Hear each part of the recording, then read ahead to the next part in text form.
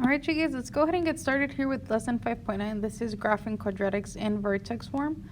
I am going to be starting off with a graph. So go ahead and sketch this out, guys, and let's make sure we label our x and y axes. That's one of the most important things whenever we're graphing, guys. Make sure you guys do your labeling of axes. Now, in this case, guys, if we take a look at this here, we actually have a graph that's faced or shaped like a U shape. So in this case, this is a U-shaped graph. U-shaped graph. And in this case, guys, any graph that is in a U shape, it's actually known as a parabola. So this here, guys, is a parabola. That's how we call a U-shaped graph. This, once again, is a parabola. Now, starting off, guys, I do want to go ahead and start off with this point that I just colored in red. Focus there. In this case, this point is actually located on the y-axis. Y-axis in this case is axis that runs vertically up and down. So in this case, guys, any point you find on the y-axis, it's actually known as the y-intercept.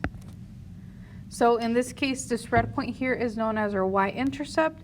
And y-intercept, guys, most of the times represents our starting point of something. Represents our starting point. And with a y-intercept, if we want to go ahead and find the y-intercept, x in this case will be equal to 0. So if you want to go ahead and solve for the y-intercept, guys, x is always going to be equal to 0. And this actually applies for any point you find on this graph. Any point I plot on here, x is always going to be equal to 0. All right. So once again, that is the y-intercept. It's our starting point, and x equals 0 at that location. Now, starting up here, we have our point up here, and this point actually is known as our vertex. This here is the vertex. That is our vertex.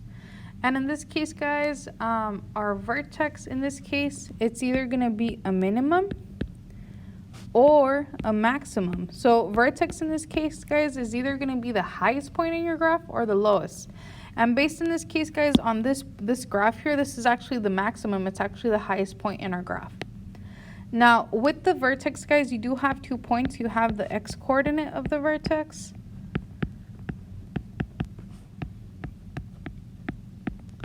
And you also have the y-coordinate. So it's x and y-coordinate.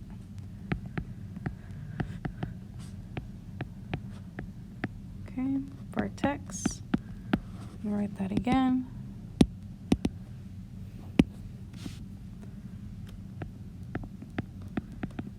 Okay. So those are, once again, things we should keep in mind. Vertex is the minimum or the maximum, and it's composed of our x-coordinate and our y-coordinate. Now, let's go ahead and take a look at the line here that is going through the vertex. So this line here that I'm going over in green. This line actually cuts the parabola in half, and it goes directly through the vertex. And in this case, guys, this line here is known as, so this here is known as the axis of symmetry. Axis of symmetry. Or I like to address it as AOS, axis of symmetry. And one thing special about the axis of symmetry in this case, guys, is the axis of symmetry has the same exact value as the x-coordinate of the vertex. X-coordinate of vertex. So whatever the x-coordinate of the vertex is in this case, guys, it's going to have the same value as the axis of symmetry. Okay, so let me just write that again, vertex. Okay, same value. So whatever your vertex, if you know the x-coordinate of the vertex, then you know your axis of symmetry. Same way around, if you know the axis of symmetry, then you know the x-coordinate. All right, so that's that. Now let's go ahead and take a look at our last point in this case. And this point here, it's actually located on our x-axis. X-axis runs horizontally from left to right.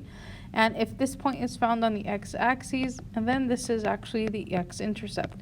We do have two of them in this case, guys, but I just want to go ahead and focus on this one because most of the time we'll actually just be focused on one rather than two. And in this case, guys, if you want to find the x-intercept, we actually have to make y equal to 0. So those are the opposites there. All right. So that's for the graph. Now let's go ahead and take a look at the formula. We have the formula.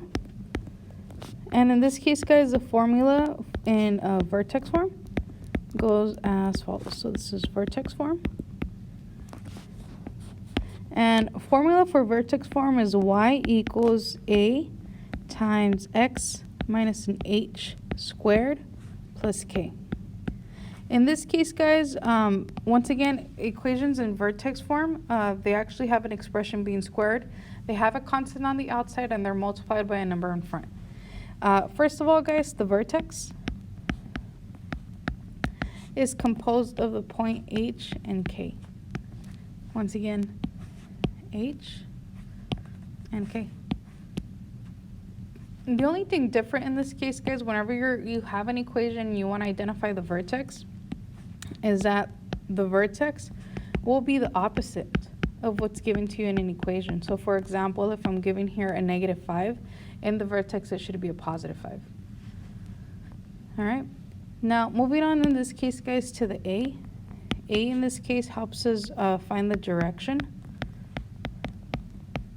parabola opens. So for example, if A in this case is equal to a positive number, so let's say A is a positive number, then our parabola in this case will be opening upward. This is an upward looking parabola. And in this case, our vertex would actually be considered a minimum. So vertex here is a minimum, and our parabola is open upward. Parabola here is open upward.